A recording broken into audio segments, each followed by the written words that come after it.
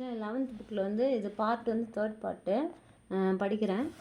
சட்டநாதன் ஆணையம் அமைக்கப்பட்ட போது முதலமைச்சராக இருந்தவர் யாருன்னா கலைஞர் மு. கருணாநிதி. சட்டநாத ஆணையத்தின் பரிந்துரையின் அடிப்படையில் 1971ஆம் ஆண்டு பிற்படுத்தப்பட்டோர்களுக்கான இடஒதுக்கீடு சதவீதம் வழங்கப்பட்டதுன்னா 31%.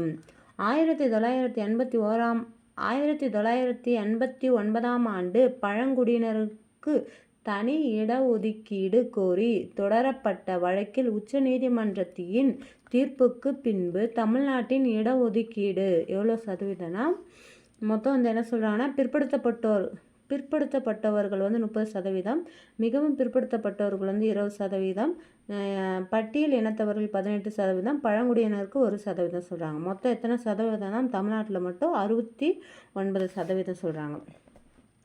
நெக்ஸ்ட்டு, யாருடைய ஆட்சியின் போது மண்டல ஆணையத்தின் பரிந்துரைகள் ஏற்றுக்கொள்ளப்பட்டதுன்னா விபி சிங் ஆணையம் தான் வந்து மண்டல ஆணைய பரிந்துரைகளை ஏற்றுக்கொண்டது சொல்லுது.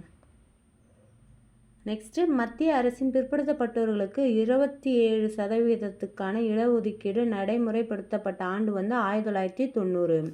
மத்திய அரசின் பிற்படுத்தப்பட்டோர்களுக்கான இடஒதுக்கீடு ரத்து செய்ய வேண்டும் என்று தொடரப்பட்ட வழக்கு வந்து இந்திரா சகானி வழக்கு எந்த ஆண்டுன்னா 1992. இந்திரா சகானி வழக்கின் முக்கிய தீர்ப்புகள் என்ன சொல்கிறாங்கன்னா, பிற்படுத்தப்பட்டோர்களுக்கான 27% இடஒதுக்கீடு செல்லும். என்ன சொல்கிறாங்கன்னா, பிற்படுத்தப்பட்டவர்களுக்கான 27% இடஒதுக்கீடு செல்லும். இடஒதுக்கீட்டின் அளவு 50% மிகாமல் இருக்க வேண்டும். ஆனால் இந்த உச்ச வரம்பிற்கு மக்கள் நலனை பொறுத்து விதிவிலக்கு உண்டு.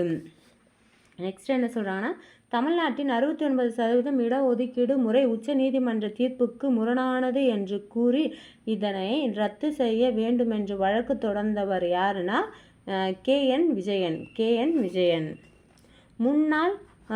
முன்னாள் முதல்வர் ஜெயலலிதா அவர்கள் எந்த விதியின்படி தமிழ்நாடு இடஒதுக்கீட்டை பாதுகாக்க தனி சட்ட மசோதாவையை 1993 சட்டமன்றத்தில் நிறைவேற்றினார்னா விதி 31 பிரிவு வந்து சி. விதி 31 பிரிவு வந்து சியில் சொல்லியிருக்காங்க. நெக்ஸ்ட் என்ன சொல்கிறாங்கன்னா, தமிழ்நாடு இடஒதுக்கீடு தனி சட்ட மசோதாவிற்கு குடியரசுத் தலைவர் ஒப்புதல் அளித்த ஆண்டு வந்து 19/7/1994. 19ஆம் நாள் 7ஆம் மாதம் 1994ஆம் ஆண்டு. தமிழ்நாடு இடஒதுக்கீடு என்ன சொல்கிறாங்கன்னா, தமிழ்நாடு இடஒதுக்கீடு 69% இந்திய அரசியலமைப்பின் 9வது அட்டவணையில் இணைக்கப்பட்ட காரணமாக இருந்த சட்டத்திருத்தம் வந்து 76வது சட்டத்திருத்தம் 1994ஆம் ஆண்டு. நெக்ஸ்ட், தமிழ்நாடு இடஒதுக்கீடு தனி சட்ட மசோதா முன் தேதியிட்டு நடைமுறைக்கு வந்த நாள் எதுனா 1992 நவம்பர் 16. குடியரசுத் தலைவர் பிற்படுத்தப்பட்டோர் நிலையை ஆய்வு செய்ய டேஷ் விதியின் கீழ் பிற்படுத்தப்பட்டோர் ஆணையத்தை அமைப்பார்னா விதி 340. மத்திய அரசின் முதல் பிற்படுத்தப்பட்டோர் ஆணையம் எப்போனா காகா கலேகர் ஆணையம். காகா கலேகர் ஆணையம் அமைக்கப்பட்ட ஆண்டு வந்து 29ஆம் நாள் ஜனவரி 1953. காகா கலேகர் ஆணையத்தின் மொத்த உறுப்பினர்கள் எவ்வளோனா 11 பேர். மண்டல ஆணையத்தை அமைத்த பிரதமர் யாருன்னா மொரார்ஜி தேசாய். மண்டல ஆணையம் அமைக்கப்பட்ட ஆண்டு வந்து 1979. பிற்படுத்தப்பட்டோர் வகுப்பினர்களுக்கான 2வது ஆணையம் எதுனா மண்டல ஆணையம். மண்டல ஆணையத்தின் செயலாளர் யாருன்னா எஸ். கில். மண்டல ஆணையம் 11 காரணங்களை அடிப்படையாக கொண்டு சமூக அடிப்படையிலும் கல்வி அடிப்படையிலும் எத்தனை சாதிகள் பிற்படுத்தப்பட்டோர் வகுப்புகளாக உள்ளனர் என கூறியது வந்து 3743. என்ன சொல்கிறாங்கன்னா, மண்டல ஆணையம் 11 காரணங்களை அடிப்படையாக கொண்டு சமூக அடிப்படையிலும் கல்வி அடிப்படையிலும் எத்தனை சாதிகள் பிற்படுத்தப்பட்டோர் வகுப்புகளாக உள்ளனர் என கூறினா மொத்தம் 3743 சாதிகள். தனது அறிக்கையில் வகுப்பு வாரி பிரதிநிதித்துவத்திற்கு மெட்ராஸ் மாநிலம் முன்னோடியாக இருக்கிறது என்று கூறிய ஆணையம் எதுனா மண்டேல் ஆணையம். மண்டேல் ஆணையம் மண்டலம் படிச்சிருந்தா மண்டேல் ஆணையம். நெக்ஸ்ட், மண்டேல் ஆணையம் பிற்படுத்தப்பட்டோர் மக்கள் தொகையில் 52% உள்ளனர். ஆனால் அதனால் மத்திய அரசு பணியில் 27% இடஒதுக்கீடு அவர்களுக்கு வழங்க வேண்டும் என்று பரிந்துரைத்தது. மத்திய அரசில் பிற்படுத்தப்பட்டோர்களுக்கான 27% இடஒதுக்கீடு எந்த ஆண்டு நடைமுறைப்படுத்தப்பட்டதுன்னா 1990. மண்டேல் ஆணையம் அறிக்கை சமர்ப்பித்த ஆண்டு 1980. 1980ஆம் ஆண்டு டிசம்பர் மாதம் மண்டேல் ஆணையம் அதன் அறிக்கைகளை எந்த அமைச்சரிடம் சமர்ப்பித்ததுன்னா ஜெயில் சிங்னா உள்துறை அமைச்சர். நெக்ஸ்ட், புத்தக வினாக்கள் போகலாம். தகுதி இயப்பை உயிர் வாழும் என்ற கோட்பாட்டை உருவாக்கியவர் யாருன்னா டார்வின். தகுதி இருப்பை உயிர் வாழும் என்ற கோட்பாட்டை உருவாக்கியவர்னா டார்வின். அடிமை வாணிபம் என்பவன எதுனா அனைத்தும் சொல்கிறாங்க. இனவெறி ஆட்சி என்பவனா ஒரு இனம் மற்றொரு இனத்தை அடக்குதல்.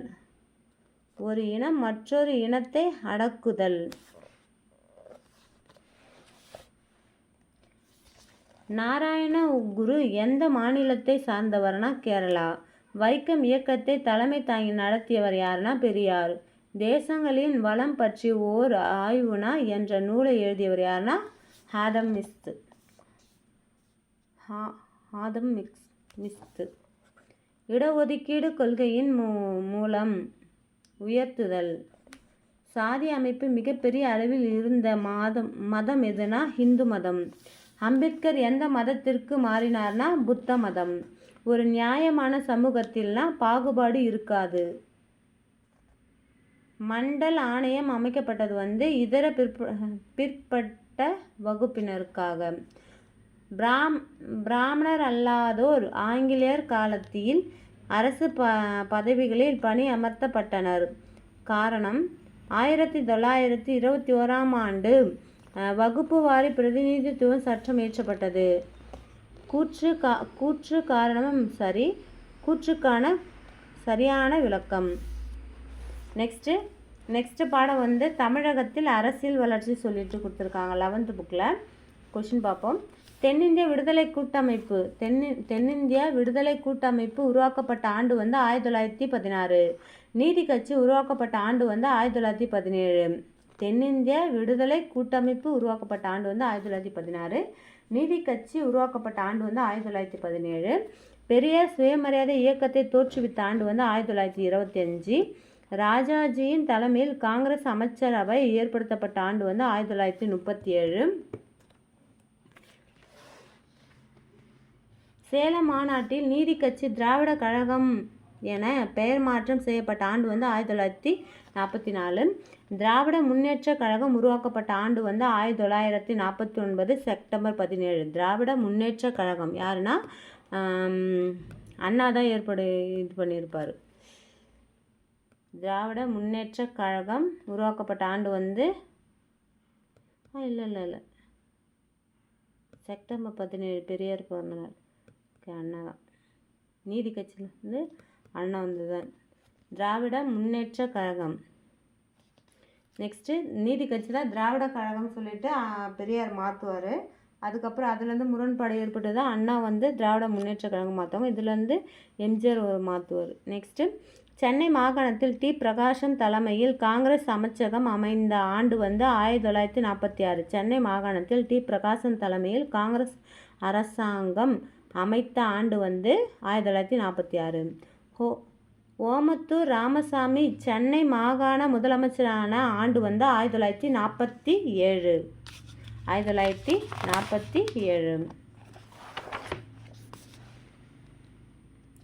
குமாரசாமி ராஜா தலைமையிலான அமைச்சரவை அமைந்த ஆண்டு 1949. தமிழ்நாட்டில் முதல் பொது தேர்தல் நடைபெற்ற ஆண்டு வந்து 1951 டு 1952. மாநில மறுசீரமைப்பு சட்டம் கொண்டு வரப்பட்ட ஆண்டு வந்து 1956.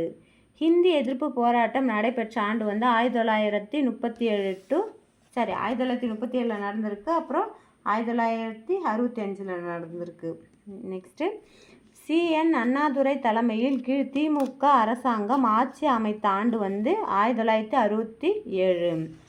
CN அண்ணாதுரை காலமான ஆண்டு வந்து 1969.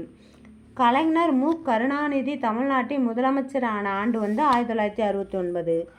எம்ஜிஆரால் அகில இந்திய அதிமுகவா அகில இந்திய ஆதி திராவிட முன்னேற்ற கழகம்னு நினைக்கிறேன். அகில இந்திய ஆதி திராவிட முன்னேற்ற கழகம் தொடங்கப்பட்ட ஆண்டு தான் நினைக்கிறேன். எப்போனா 1900 எம்ஜிஆரால் 1972. மாநில தன்னாட்சி தீர்மானம் சட்டப்பேரவையில் நிறைவேற்றப்பட்ட ஆண்டு வந்து 1974. நெக்ஸ்ட்டு சென்னை மாகாணம் உருவாக்கப்பட்ட ஆண்டு வந்து 1801. சென்னை மாகாணம் உருவாக்கப்பட்ட ஆண்டு வந்து 1801. பிரான்சிஸ் ஒயில்ட் ஹெல்ஸ்லிஸ் சென்னை மாகாணம் கலெக்டராக இருந்த ஆண்டு வந்து 1810. பிரான்சிஸ் ஒயிட்ஸ் ஹெல்சிஸ் புனித ஜார்ஜ் கோட்டை கல்லூரியை நிறுவிய ஆண்டு வந்து 1812. திருக்குறள் அறத்துப்பாலில் 12 அதிகாரங்களை ஆங்கிலத்தில் மொழிபெயர்த்தவர் யாருன்னா பிரான்சிஸ் ஒயில்ட் ஹெல்லிஸை தமிழ் மறுமலர்ச்சியின் முன்னோடி என பாராட்டியவர் யாருன்னா அயோத்திதாசர். தொன்மையான தமிழை முதன்மையாக கொண்ட திராவிட மொழி குடும்பம் என்ற கருத்தினையே முதலில் வெளியிட்டவர் யாருன்னா பிரான்சிஸ் ஒயில்ட் ஹெல்லிஸ். ராபர்ட் கால்டுவெல் பிறந்த ஆண்டு வந்து 1814. ராபர்ட் கால்டுவெல் திருநெல்வேலியில் உள்ள இடையான்குடிக்கு வந்த ஆண்டு வந்து திருநெல்வேலியில் உள்ள இடையான்குடிக்கு வந்த ஆண்டு வந்து 1834.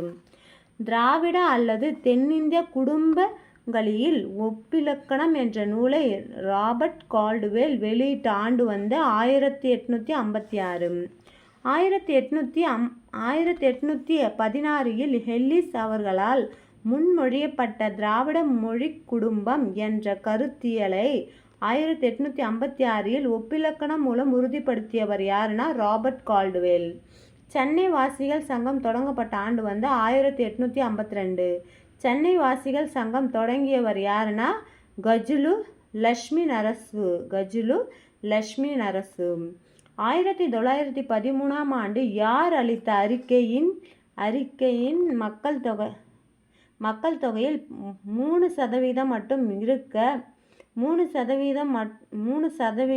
மட்டும் இருக்கும் பிராமணர்கள் அனைத்து வாய்ப்புகளையும் எடுத்துக்கொண்டார்கள் என்பது நிரூபிக்கப்பட்டதுன்னா அலெக்சாண்டர் ஜோர்டன். இது வந்து ஆளுநரின் செயற்குழு உறுப்பினர் சொல்கிறாங்க. அவர் வந்து ஆளுநரின் செயற்குழு உறுப்பினர். நெக்ஸ்ட்டு நீதி கட்சியின் முக்கிய நோக்கங்கள் என்ன சொல்கிறாங்கன்னா, நீதி கட்சியோட நோக்கம் வந்து தென்னிந்தியாவின் அனைத்து பிராமணர் அல்லாதோரின் கல்வி, சமூக, பொருளாதார மற்றும் செல்வ மேம்பாட்டினை உருவாக்கி முன்னேற்றுதல். அரசமைப்பினாலான உண்மையான பிரதிநிதித்துவ அரசாங்கமாக ஆக்குதல். பிராமணர் அல்லாதோரின் கோரிக்கைகளுக்கு ஆதரவாக பொது கருத்தை உருவாக்குதல். நெக்ஸ்ட்டு 1916 ஆண்டில் டி.எம். நாயர், தியாகராயர், நடேசனார் ஆகியோர் தொடங்கிய பிராமணர் அல்லாதோர் நலன் காக்கும் அமைப்பு எதுனா தென்னிந்திய விடுதலை கூட்டமைப்பு.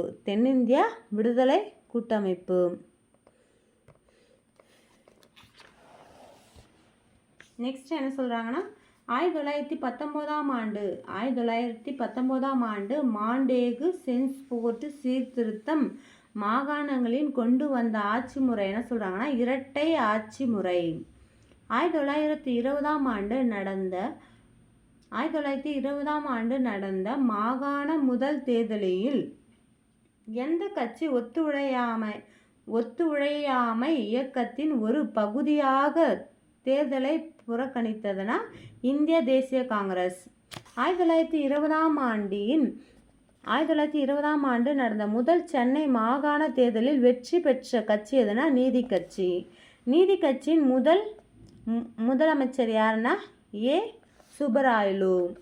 நீதி கட்சியின் முதலமைச்சர் ஏ சுப்பராயலு 1921ஆம் ஆண்டு பதவி விலகிய போது முதலமைச்சராக பொறுப்பேற்றவர் யாருன்னா கனகல் அரசர். நீதி கட்சி அரசின் முக்கிய செயல்பாடுகள் என்னன்னா வகுப்புவாரி அரசாணை, பிராமணர் அல்லாதோர் இடஒதுக்கீடு, இந்து சமய அறநிலைத்துறை உருவாக்கம், பஞ்சமர்களுக்கு நில ஒதுக்கீடு, மதிய உணவு திட்டம், பெண்களுக்கு வாக்குரிமை, மருத்துவ கல்விக்கு சமஸ்கிருத அறிவு, அடிப்படை தகுதி என்பது நீக்கப்பட்டது, கூட்டுறவு சங்கங்கள் மேம்பாடு, 1923 நீர்ப்பாசன திட்டம், அண்ணாமலை பல்கலைக்கழகம் 1929 அண்ணாமலை பல்கலைக்கழகம், 1923 நீர்ப்பாசன திட்டம், ஆந்திரா பல்கலைக்கழகம் 1926. நெக்ஸ்ட் கேள்வி, ராஜாஜி அரசாங்கம் இந்தியாவையே கட்டாய பாடமாக்குவது என முடிவெடுத்ததை தமிழ் மொழி மற்றும் பண்பாட்டையே அழித்து வட இந்திய ஏகாதிபத்தியத்தை நிறுவும் முயற்சி என கருதியவர் யாருன்னா தந்தை பெரியார். 15 ஆண்டுகளில் 23 முறை சிறை சென்றதால் சிறை பறவை என்று அழைக்கப்பட்டவர் யாருன்னா தந்தை பெரியார். நெக்ஸ்ட், 1938ஆம் ஆண்டு ஹிந்தி எதிர்ப்பு போராட்டத்திற்காக சிறையில் இருந்தபோதே நீதி கட்சியின் தலைவராக தேர்ந்தெடுக்கப்பட்டவர் யாருன்னா தந்தை பெரியார். பெரியார் காங்கிரஸில் இருந்து விலகிய ஆண்டு 1925. சுயமரியாதை இயக்கத்தின் நோக்கம் என்னன்னு சொல்கிறாங்கன்னா தேர்தல் அரசியல் தவிர்த்து சமூக சீர்திருத்தம் மற்றும் சாதி முறை ஒழிப்பு மற்றும் பெண்கள் மேம்பாடு தான் அவங்க இயக்கத்தோட நோக்கமாக இருந்தது. நெக்ஸ்ட்டு, எங்கு நடந்த பெண்கள் மாநாட்டில் 1938ஆம் ஆண்டில் தந்தை பெரியாருக்கு பெரியார் பட்டம் வழங்கப்பட்டதுன்னா சென்னை பெண்கள் மாநாடு எந்த ஆண்டுன்னா 1938. நெக்ஸ்ட்டு, முதல் சுயமரியாதை மாநாடு நடைபெற்ற இடம் செங்கல்பட்டு 1929. நெக்ஸ்ட்டு, பொது உடைமை கட்சி தொடங்கப்பட்ட ஆண்டு 1925. நெக்ஸ்ட்டு, இந்திய தேசிய காங்கிரஸ் 1937ஆம் ஆண்டு சென்னை மாகாண தேர்தல்களில் வெற்றி பெற்ற முக்கிய காரணங்கள் என்ன காரணம்னா நீதி கட்சியின் வீழ்ச்சி, தேர்தல் அரசியலில் நுழைய பெரியார் மறுப்பு, மகாத்மா காந்தியின் புகழ். நெக்ஸ்ட்டு, ராஜாஜி 1937இல் சென்னை மாகாண முதலமைச்சராக பொறுப்பேற்று நடைமுறைப்படுத்திய சட்டம் என்னன்னா முழுமையான மதுவிலக்கு, ஜமீன்தாரி முறை ஒழிப்பு, ஒடுக்கப்பட்டோர் ஆலய நுழைவை தடை நீக்கம், இந்து மொழி கட்டாயம். நெக்ஸ்ட், 1944ஆம் ஆண்டு பெரியார் தலைமையில் நடைபெற்ற சேலம் மாநாட்டில் நீதி கட்சியின் பெயரை திராவிட கழகம் என்று மாற்றும் தீர்மானத்தை கொண்டு வந்தவர் யாருன்னா அறிஞர் அண்ணாதுரை. அப்போ அறிஞர் அண்ணாதுரை பெரியார் கூட தான் இருப்பார்.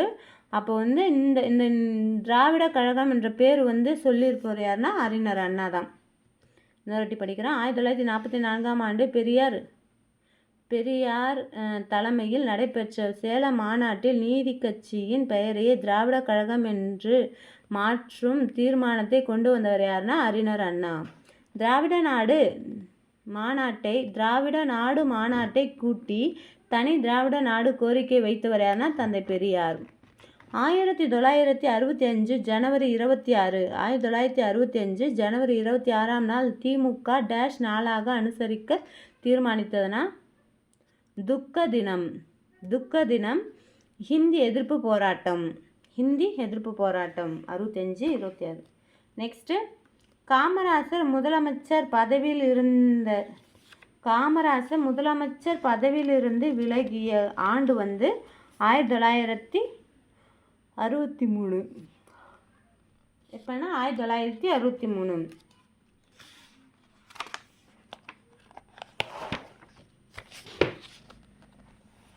நெக்ஸ்ட்டு 1939ஆம் ஆண்டு இரண்டாம் உலகப் போரில் ஆங்கிலேயரால் ஈடுபடுத்தப்பட்டதையே விரும்பாத எந்த அரசாங்கம் அமைச்சரவையை துறந்ததுன்னா காங்கிரஸ் சொல்லிட்டு ராஜாஜி சொல்கிறாங்க ப்ராக்கெட்டில். நெக்ஸ்ட்டு கொஷின், சட்டமும் விதிமுறைகளும் மக்களுக்காகவே ஏற்பட்டவை, சட்டத்துக்காகவும் விதிமுறைகளுக்காகவும் மக்கள் இல்லை என்று கூறியவர் யாருன்னா காமராசர்.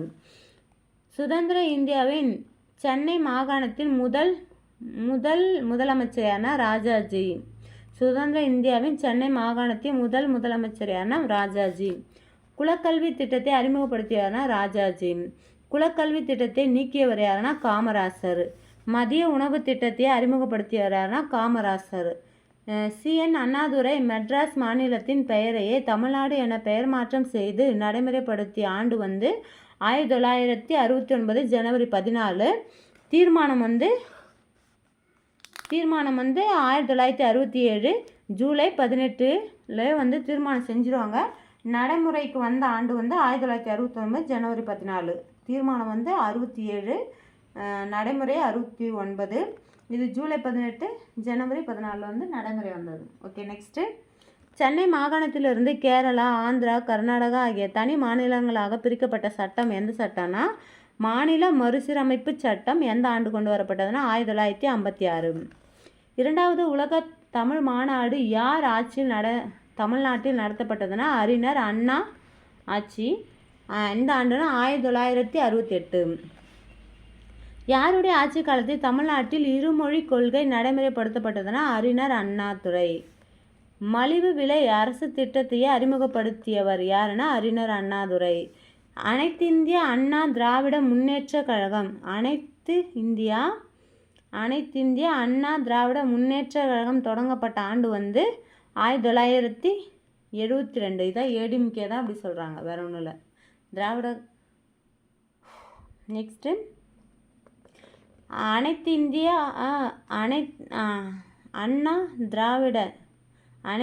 அண்ணா திராவிட முன்னேற்ற கழகம் ஆட்சியை கைப்பற்றிய ஆண்டு வந்து 1977.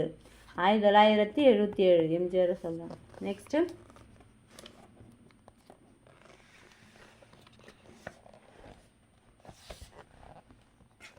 சென்னை மாகாண முதலமைச்சர் வரிசை பட்டியல் கொடுத்துருக்காங்க. ஃபஸ்ட்டு இது சென்னையில் யார் முதலமைச்சராக இருந்தாங்க சொல்லிட்டு சுப்பராயலு தான் ஃபஸ்ட்டு முதலமைச்சர். சுப்பராயலு. ஆண்டு வந்து 1920 டு 1921. பனங்கல் ராஜா வந்து 1921 டு 1926 வரைக்கும் இருந்திருக்காரு. பி சுப்பராயன் வந்து 1926 டு 1930 வரைக்கும் இந்த ஆண்டு இருந்திருக்காரு. பி முனுசாமி வந்து 1930 டு 1932 வரைக்கும் இருந்திருக்காரு. பொப்ளி ராஜா வந்து 1932 டு 1937 வரைக்கும் இருந்திருக்காரு. பிடி ராசன் வந்து 1936ஆம் ஆண்டு வரைக்கும் இருந்திருக்காங்க, அந்த ஒரு ஆண்டு தான். நெக்ஸ்ட்டு கேவி ரெட்டி வந்து 1937ஆம் ஆண்டு இருந்திருக்காரு. நெக்ஸ்ட்டு சி ராஜாஜி 1937 டு 1939 வரைக்கும் இருந்திருக்காரு. பிரகாஷம் வந்து 1946 டு 1947 வரைக்கும் இருந்திருக்காரு முதலமைச்சராக. அப்போ வந்து எப்படின்னா 3 இயர்ஸ்க்கு ஒன்ஸ் வந்து எலெக்ஷன் வரும். நெக்ஸ்ட்டு ஓபி ராமசாமி அவர் வந்து 1947 டு 1949 வரைக்கும் இருந்திருக்காரு. பிஎஸ் குமாரசாமி ராஜா வந்து 1949 டு 1952 வரைக்கும் இருந்திருக்காரு. சி ராஜாஜி வந்து 1952 டு 1954. ஏன்னா அதுக்கப்புறம் 54 அவர் ராஜினாமா பண்ணியிருப்பார். நெக்ஸ்ட்டு காமராசர் வந்து 1954 டு 1957 வரைக்கும் இருந்திருப்பார். காமராசர் வந்து 1957 டு 1962 வரைக்கும் இருந்திருப்பார். காமராசர் வந்து 1962 டு 1963 வரைக்கும் இருந்திருப்பார். 1963 அவர் ராஜினாமா பண்ணியிருப்பார். ஏன்னா காங்கிரஸுக்கு வந்து தலைவராக அகில இந்திய காங்கிரஸ் தலைவராக இருப்பார் அதனால். நெக்ஸ்ட்டு எம் பக்தவச்சலம், ஏன்னா வந்து இளைஞருக்கு வாய்ப்பு கொடுக்கணுன்றதுனால தான் அவர் வந்து முதலமைச்சர் பதவி வந்து ராஜினாமா பண்ணியிருப்பார். நெக்ஸ்ட்டு எம் பக்தவச்சலம் 1963 டு 1967 வரைக்கும் இருந்திருப்பார். சிஎன் அண்ணாதுரை வந்து 1967 டு 1969 வரைக்கும் இருந்திருப்பார். மு கருணாநிதி வந்து 1969 டு 1971 வரைக்கும் இருந்திருப்பார். திரும்ப அகைன் மு கருணாநிதி வந்து 1971 டு 1976 வரைக்கும் இருந்திருப்பார். எம்ஜி ராமச்சந்திரன் வந்து 1977 டு 1980 வரைக்கும் இருந்திருப்பாங்க. நெக்ஸ்ட்டு எம்ஜி ராமச்சந்திரன் வந்து 1977 டு 1980 அகைன் கொடுத்துருக்காங்க சேம் 80 வரைக்கும். நெக்ஸ்ட்டு 1900 எம்ஜிஆர் தான் 1985 டு 1987 வரைக்கும் இருந்திருப்பார். நெக்ஸ்ட்டு ஜானகி எம்ஜி ராமச்சந்திரன் வந்து 1988 அவங்க இருந்திருக்காங்க முதலமைச்சராக. மு கருணாநிதி வந்து 1989 டு 1991 வரைக்கும் இருந்திருக்காங்க. ஜெயலலிதா அவங்க வந்து 1991 டு 1996 வரைக்கும் இருந்திருக்காங்க. நெக்ஸ்ட்டு மு கருணாநிதி தான் 1996 டு 2000 வரைக்கும் 2001 வரைக்கும் இருந்திருக்காங்க. நெக்ஸ்ட்டு 2000 என்ன சொல்கிறாங்கன்னா ஜெயலலிதா வந்து 2001 டு 2001 வரைக்கும் இருந்திருக்காங்க. அப்புறம் வந்து இது தற்காலிக முதலமைச்சர் யாருன்னா ஓ பன்னீர்செல்வம் வந்து 2001 டு 2002 வரைக்கும் இருப்பாங்க. அதுக்கப்புறம் ஜெயலலிதா அம்மாவே வந்துடுவாங்க. 2002 டு 2006 வரைக்கும் இருந்திருப்பாங்க. ஏன்னா இவங்க இடைக்கால முதலமைச்சர் இருந்திருப்பார் பன்னீர்செல்வம், இவங்க இது போனதுனால கேஸ் இஷ்யூ ஆனதுனால. நெக்ஸ்ட்டு மு கருணாநிதி வந்து 2006 டு 2011 வரைக்கும் இருந்திருப்பார். ஜெயலலிதா அம்மா வந்து 2011 ஆண்டு முதலமைச்சர். இடைக்கால முதலமைச்சர் யாருன்னா ஓ பன்னீர்செல்வம் வந்திருக்கார் 2012.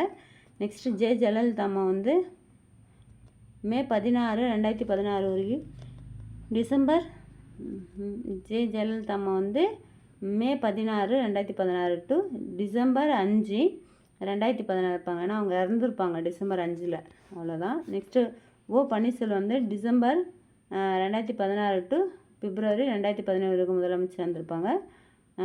பழனிசாமி வந்து 2016 பிப்ரவரி 2017 இருந்து மே 2021 வரைக்கும் முதலமைச்சர் இருந்திருப்பாங்க பழனிசாமி. நெக்ஸ்ட்டு மு க ஸ்டாலின் வந்து 7 மே 2021 முதல் இப்போ வரைக்கும் அவங்க தான் இருக்காங்க. யாருன்னா மு க ஸ்டாலின். அவங்க மொத்தம் எத்தனை முதலமைச்சர் இருந்திருக்காங்க, எத்தனை வாட்டி 36.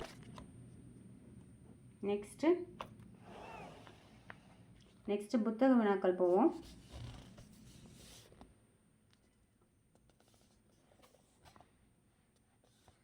எந்த ஆண்டில் சென்னை மாகாணம் தமிழ்நாடு என பெயர் மாற்றப்பட்டதுன்னா 1969. சென்னை வாழ் மக்கள் சங்கம் நிறுவப்பட்ட ஆண்டு வந்து 1852.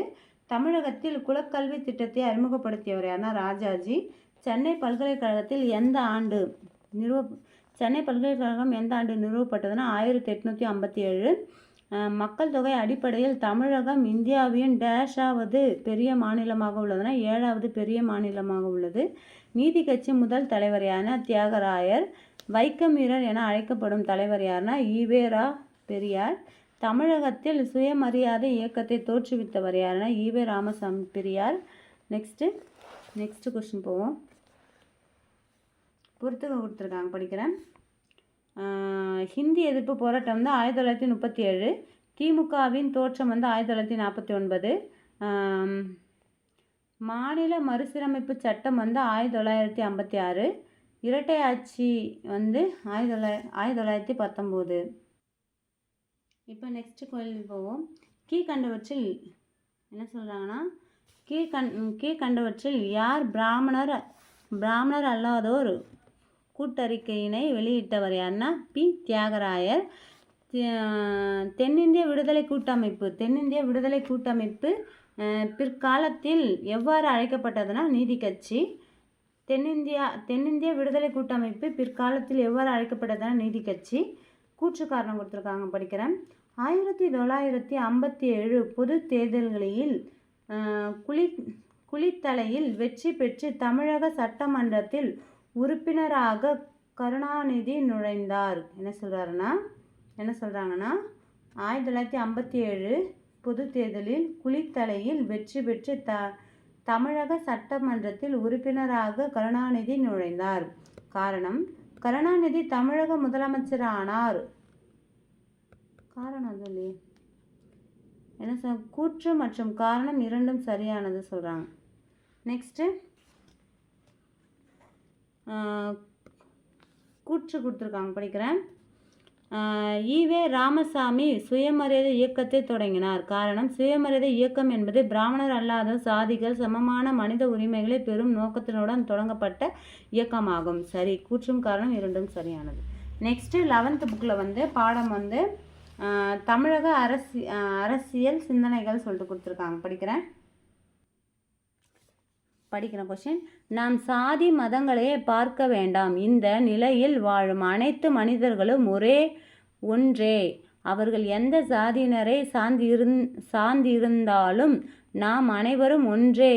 அது மனித குலமாகும். இக்கூற்றை கூறியவர் யாருன்னா பாரதியார். பதஞ்சலி சபதம் பாஞ்சாலி சபதம் என்ற நூலை எழுதியவர் யாருன்னா பாரதியார். பாஞ்சாலி சபதம் நூலின் இந்தியாவையே திரௌபதியாகவும் ஆங்கிலேயரையே கௌரவர்களாகவும் சுதந்திர போராட்ட வீரர்களை டேஷ் ஆகவும் பாரதியார் உருவகப்படுத்தினார்னா சுதந்திர போராட்ட வீரர்களை பாண்டவர்களாக பாரதியார் உருவகப்படுத்தியிருந்தார். நெக்ஸ்ட் கொஸ்டின் போவோம். பாரதியார் சுதேச கீதங்கள் என்ற பாடலை வெளியிட்ட ஆண்டு 1908. பாரதியார் சுதேச மித்திரன் பத்திரிகையில் துணை ஆசிரியராக சேர்ந்த ஆண்டு 1904. இந்திய இதழ் தொடங்கப்பட்ட ஆண்டு 1906.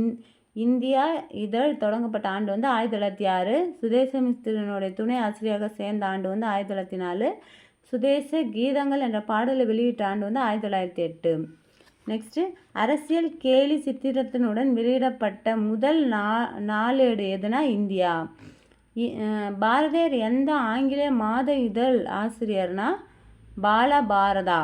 பாரதியார் எந்த ஆங்கில மாத இதழோடைய ஆசிரியர் இருந்தார்னா பாலபாரதாவுடைய ஆங்கில இதழ்லாம் ஆசிரியர் இருந்தார். என்னன்னா ஆங்கில இதழ். பாரதியார் சுயராஜ்ய தினம் கொண்டாடுவதற்காக சென்னையில் மிகப்பெரிய பொதுக்கூட்டத்திற்கு ஏற்பாடு செய்த ஆண்டு 1908. ஆணும் பெண்ணும் சமமாக கருதப்பட்டால் மட்டுமே இவ்வுலகம் அறிவு மற்றும் புத்தி கூர்மையில் சிறப்புற்றும். இக்கூற்றை கூறியவர் யாருன்னா பாரதியார். பாரதியார் பிறந்த ஊர் எட்டயபுரம். எங்கே இருக்குன்னா தூத்துக்குடி மாவட்டம். பாரதியார் பிறந்த ஆண்டு 1882 டிசம்பர் 11ஆம் நாள். பாரதியாரின் தந்தை மற்றும் தாயின் பெயர் என்னன்னா சின்னசாமி லட்சுமி அம்மாள். பாரதியார் தமிழ் கவிதைகளை எழுத ஆரம்பித்த வயது 7. பாரதியார் பாண்டிச்சேரிகளுக்கு சென்ற வருடம் 1908. பாரதியாரின் டேஷ் வயதில் அவருடைய படைப்புகள் அறிஞர்களால் புகழப்பட்டதுனா 11 வயதில். பாரதியார் 1919ஆம் ஆண்டு சென்னையில் ராஜாஜி வீட்டில் யாரை சந்தித்தார்னா மகாத்மா காந்தி. யாருடைய சந்திப்பிற்கு பிறகு பாரதியாருக்கு பெண்களுக்கான உரிமைகளை பற்றி தாகம் ஏற்பட்டதுன்னா நிவேதிதாவை சந்தித்த பிறகுதான் பெண்களுக்கான உரிமைகளை பற்றிய தாகம் ஏற்பட்டது. பாரதியாரின் அரசியல் குரு யாருன்னா நிவேதிதா. பாரதியார் காலமான ஆண்டு 1921. 1922ஆம் ஆண்டு நடைபெற்ற அகில இந்திய காங்கிரஸ் குழுவின் கூட்டத்தில் தமிழக பிரதிநிதியாக கலந்து கொண்டு தொழிலாளர்களுக்கான ஆதரவு திரட்டியவர் யாருன்னா சிங்காரவேலர்.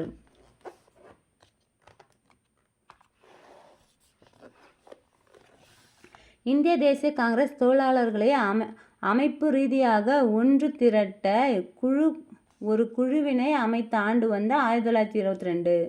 1922இல் காங்கிரஸில் அமைக்கப்பட்ட தொழிலாளர் குழுவில் இருந்த நபர்களின் எண்ணிக்கை 6 பேர். தொழிலாளர் நலன்களையே பேணும் சட்டம் இயற்றப்பட்ட ஆண்டு 1926. காங்கிரஸ் தலைவர்கள் மக்கள் பிரச்சனைகளையே பொதுமக்களிடம் பேசும்போது வட்டார மொழியில் பேச வேண்டும் என்ற தீர்மானம் நிறைவேற்றப்பட்ட ஆண்டு 1918. சென்னையில் இந்தியாவின் முதல் உழைப்பாளர் தினத்தை 1923 மே முதல் நாள் நடத்தியவர் யாருன்னா சிங்காரவேலர். இந்தியாவின் முதல் பொது உடைமைவாதம் மாநாடு கான்பூரில் நடந்த ஆண்டு 1925.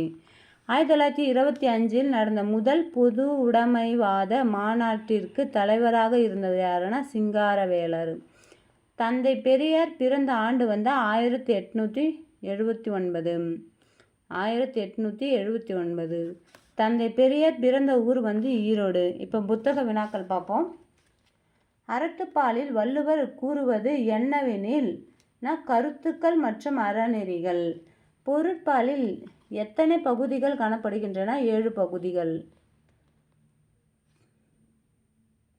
பாரதியார் பதிப்பாசிரியராக இருந்த நாளிதழ் எதுனா இந்தியா. பாஞ்சாலி சபதம் என்ற நூலை எழுதியவர் யாருன்னா பாரதியார். தமிழ்நாடு அரசியல் சிந்தனையாளர்களின் மிக சிறந்தவர் யாருன்னா மேற்கூறிய அனைவரும் சொல்கிறாங்க. புக்கில் பார்க்கணும் இது ஆக்சுவலாக. ஈவே ராமசாமி பிறந்த வருடம் 1879. சாதிய உணர்வுகளால் திராவிட இனம் மற்றும் திராவிடர்கள் என்ற ஆரியர்களின் அடிமை ஆனவர்கள் என்று கூறியவர் யாருன்னா ஈவேரா பெரியார். என்ன சொல்கிறாங்கன்னா, சாதி உணர்வால் திராவிட இனம் மற்றும் திராவிடர்கள் என்ற ஆரியர்களிடம் அடிமையானார்கள் என்று கூறியவர் யாருன்னா ஈவேரா பெரியார். 1923 ஆண்டு முதல் இந்தியா மே தினம் கூட்டத்தை சென்னையில் நடத்தியவர் யாருன்னா சிங்காரவேலர். பெரியார் இறந்த வருடம் 1973. பாரதியார் பிறந்த இடம் எட்டயபுரம். சுயமரியாதை இயக்கத்தை தமிழ்நாட்டில் துவங்கியவர் யாருன்னா ஈவேரா பெரியார். தமிழ்நாடு என்பது தமிழர்களுக்கு மற்றும் திராவிட தேசம் என்பது திராவிடர்களுக்கு என்று கூறியவர் யாருன்னா ஈவேரா பெரியார். எந்த வருடம் ஆங்கிலேய இந்தியாவின் தொழிலாளர் பாதுகாப்பு சட்டம் இயற்றப்பட்டதுன்னா 1926. எதற்காக பெரியார் இந்திய தேசிய காங்கிரஸில் இருந்து விலகினார்னா வர்ணாசிரம தர்மம். இது காஞ்சிபுரத்தில் ஒரு இன்சிடென்ட்ஸ் வர்ணாசிரம தர்மம்ன்ட்டு நடந்திருக்கும். மற்ற ஜாதியினருக்கு தனியாக ஃபுட்டு கொடுக்குமோ அந்த இஷ்யூ கேட்டுட்டு தான் காங்கிரஸ்லேருந்து விலகி வந்திருப்பார் யாருன்னா பெரியார். இப்போ கூற்று காரணத்தில் பாரதியார் பாண்டிச்சேரிகளுக்கு சென்று மறைந்து வாழ்ந்தார். காரணம், பாரதியார் இந்தியா என்ற தின நாளிதழின் மூலம் தேசியவாதத்தை விதைத்தார். கூற்று மற்றும் காரணம் இரண்டும் சரியானது சொல்கிறாங்க. நெக்ஸ்ட் வீடியோவில் நம்ம 12ஆம் வகுப்பு பார்ப்போம். ஓகே, பாய். எல்லாரும் மறக்காமல் விடாமுயற்சியோடு படிக்கிறவங்க எல்லாருமே நீங்கள் கண்டினியூ 4-3 வாட்டி ரிப்ளை நீங்கள் கேட்டுகிட்டே இருந்தால் ஓரளவுக்கு உங்களுக்கு எல்லாம் இஎஸ் எல்லாம் ரிஜிஸ்டர் ஆகிடும். இஎஸ் மட்டும் தனியாக ஒரு பேஜில் எழுதி வச்சுட்டு அப்பப்போ இஎஸ் கம்பேர் பண்ணிக்கங்க. எக்ஸாம் போகும்போது ஒரு வாட்டி ரீகால் பண்ணால் நல்லாயிருக்கும். வீடியோஸ் ஒரு வாட்டி ஆடியோ நீங்கள் அடிக்கடி ஒரு 4-5 வாட்டி கேளுங்க. விடாமுயற்சியோடு படிக்கிறவங்க கண்டினியூ வீடியோஸ் பாருங்கள். உங்களுக்கு என்னென்ன டாபிக்ஸ் இருக்கோ அது எல்லாமே பாலிடிக்ஸில் பார்த்தீங்கன்னா பாலிடிக்ஸ் மேக்ஸிமம் எல்லாத்துக்கும் காமன் பாஸ்ட்டு தானே. இது உங்களுக்கு கண்டிப்பாக ஷூர் ஆகிட்டு உங்களுக்கு எல்லாம் யூஸ்ஃபுல்லாக இருக்கும். பாய், தேங்க்யூ.